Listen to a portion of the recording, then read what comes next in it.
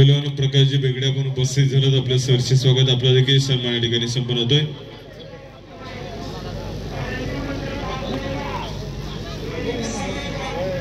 बोला.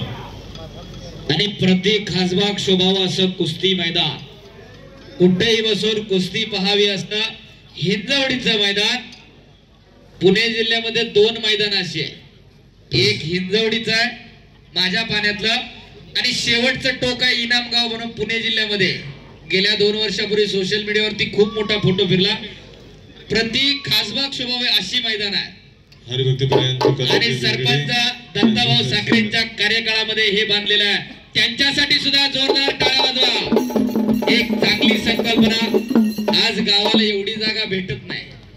बरेच गाव बघा तुम्ही, कुठेतरी एका कोपऱ्यामध्ये आखाडा भरतोय, तमाशा दुसऱ्या कोपऱ्यात आहे, कीर्तन तिसऱ्या कोपऱ्यात आहे. परंतु हिंजवडीकरांना गावाचं गाव पण जपलेलं आहे. हा आदर्श असावा लागतो. आणि खऱ्या अर्थानं कुस्ती जपलेली आहे.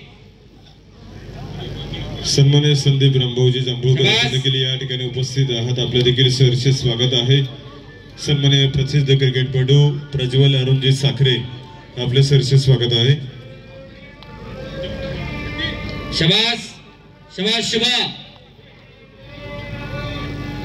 शबास सुमित, शबास शुभा. आणि आज एक सुंदर योग साधलेला आहे. नाहीतर वाढदिवसानिमित्त गौतमी पाटील आणून छमछम करणारी कमी नाहीत. मी जरा स्पष्ट बोलतो, गोड गोड गुलगुल बोलता येत नाही. परंतु समाजाला काहीतरी आदर्श द्यायला पाहिजे. शिवप्रभूंचा आदर्श आपल्या पुढे आहे.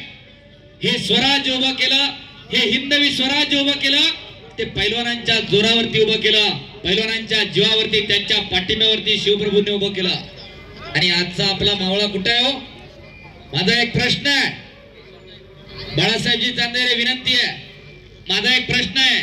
मैदान घेतलाय, मुळशीतली पोरं लढतात, हिंजवडीची किती लढली? आपल्याकडे सुबत आली 2 ते 3 पोरं. घरटी पैलवान असणारं वाकड आणि हिंजवडी गाव होतं. निकाल काढला होता इकडं खालून, बोडरे त्याचं नाव. परंतु काळाच्या, अरे बापरे,